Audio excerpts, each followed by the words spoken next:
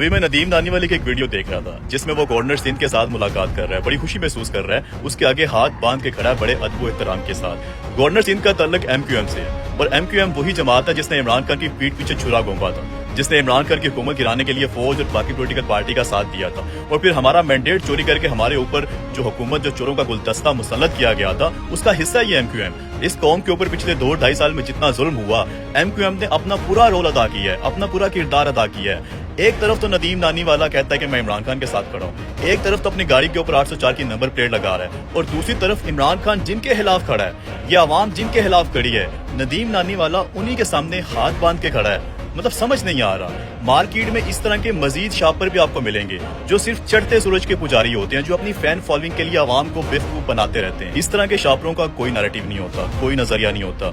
इनका सिर्फ एक ही मकसद होता है कि हमने व्यूवरशिप हासिल करनी है, हमने सोशल मीडिया के ऊपर ट्रेंडिंग में रहना है, उसके लिए हमने आवाम को बेवकूफ बनाना है और तरह तरह के ड्रामे करने हैं। इमरान खान का नाम भी इस्तेमाल किया, इमरान खान का नाम भी बेचा।